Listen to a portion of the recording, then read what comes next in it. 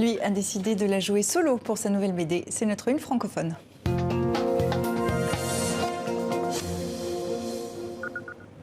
À cœur ouvert, c'est votre nouvel album, Nicolas Karamilas. Bonsoir. Bonsoir. Merci d'être avec nous. Avec plaisir. C'est un nouvel album très personnel, hein, on peut le dire, un récit autobiographique qui raconte vos opérations à cœur ouvert, dessiné pour mieux cicatriser. Sans doute. En tout cas, c'est mon moyen de m'exprimer.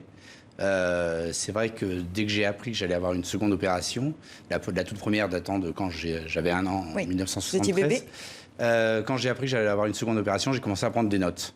Je ne savais pas encore si j'allais en faire quelque chose ou pas, mais après, à un moment donné, j'ai envisagé même de faire un roman, etc. Mais je crois que le dessin, c'est votre moyen d'expression. C'est mon seul moyen d'expression. On va revenir un peu sur tous ces points. Donc, à votre naissance, vous souffrez d'une malformation cardiaque, la tétralogie de Fallot. C'est ça, exactement. C'est ça. Vous subissiez donc une opération délicate qui surtout était inexpérimentée en 1973. Alors, on a essayé d'enquêter. Je suis allé à l'hôpital Necker pour essayer de retrouver les dossiers. Et en fait, il s'avère qu'à Necker, ils ne gardent les dossiers que 25 ans après votre majorité. Donc, à 2-3 ans près, j'aurais pu retrouver tous les dossiers, mais ils n'y sont plus.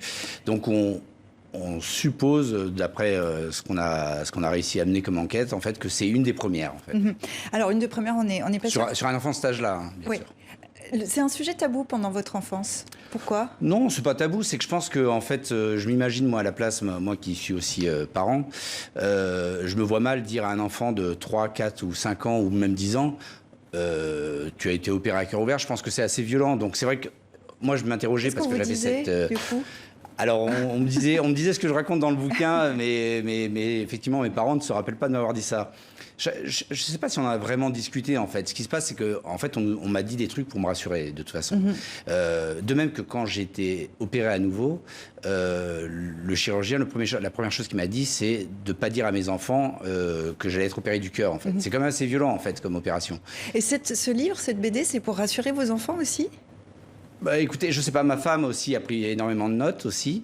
Je les ai intégrées dans l'album aussi. Oui, c'est une histoire de famille. Hein, voilà, c'est une histoire de famille. Mais oui, pour moi, c'est sans doute une forme de thérapie, effectivement. Mais en même temps, c'est plus un témoignage pour pas oublier, en fait. Je me rends compte au fur et à mesure qu'on va mieux dans le temps, en fait, que on a tendance à oublier, en fait, à oublier tous les détails, toutes ces choses-là, et j'avais pas envie d'oublier, en fait. Il y a un élément qui est très important, c'est la cicatrice. Hein, c'est la première page de la BD. Ouais, tout à fait, du coup, c'est tout un imaginaire aussi qui est autour de cette cicatrice qui est très grande. C'est ça. Alors, elle est grande, elle a grandi avec moi aussi. Et puis j'en ai un peu partout. Hein. Et puis en plus, on se rend compte aussi, même si je sais que l'opération a été très très bien faite à l'époque.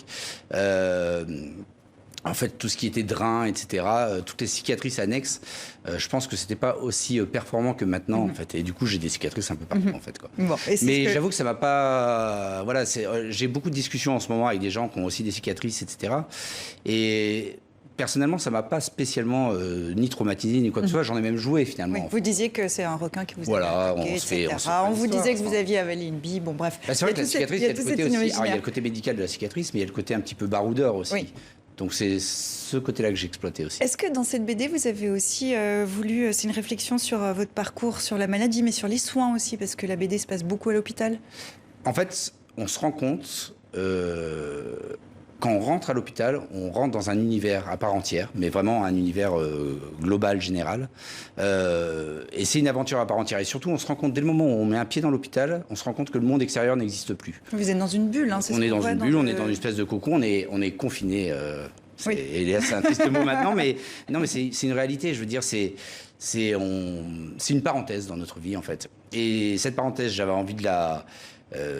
il y a des hauts, il y a des bas, comme toute aventure. Pour moi, c'est une aventure humaine, et comme toute aventure humaine, il y a des hauts, il y a des bas. Et c'est l'aventure aussi un petit peu de la chirurgie cardiaque entre votre première opération, la suivante. Tout à fait. Nicolas Karamilas, les auteurs de bande dessinée appelaient au boycott du festival d'Angoulême. Scénaristes, dessinateurs interpellent l'État qui s'était engagé vis-à-vis d'eux. Est-ce que vous adhérez à ces revendications? Évidemment que j'adhère à la plupart des revendications. La seule chose, c'est qu'on a eu une année complètement faussée, parce que 2020 était censé être l'année de la bande dessinée. Voilà. Donc finalement, dans le temps, il a été décidé que l'année de la bande dessinée allait se prolonger un petit peu. Et puis toutes les mesures, elles ont été décalées aussi. Donc je pense que actuellement, le débat est un petit peu tronqué. Il faudrait qu'on reprenne aussi.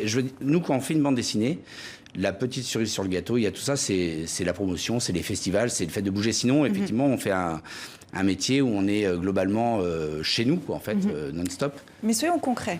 Oui. Ça, c'est votre BD qui vient de sortir. Oui. Elle coûte combien et combien vous allez toucher sur chaque exemplaire vendu? Alors, c'est assez compliqué à définir, mais en gros, elle coûte 17,50 €. Je vais toucher à peu près 1 €, mais j'ai déjà touché en fait une avance qui permet de faire la bande dessinée. Et ensuite, il faut en vendre un certain nombre d'exemplaires. Là, ça doit être de l'ordre de 15-20 000 exemplaires pour commencer à rembourser cette avance et ensuite toucher ce qu'on appelle des droits d'auteur. Et un auteur ne peut vivre que dès le moment où il va pouvoir toucher des droits d'auteur. Sinon, il vit que de ses avances, ce qui permet juste de faire l'album, en fait. Merci beaucoup d'être venu nous voir pour parler de BD, la vôtre. Et puis de BD en général, c'est toujours très court. C'est toujours trop court. C'est vrai. Ça s'appelle À cœur ouvert et c'est la BD que vous venez de signer. Merci beaucoup d'être venu nous voir. Merci à vous.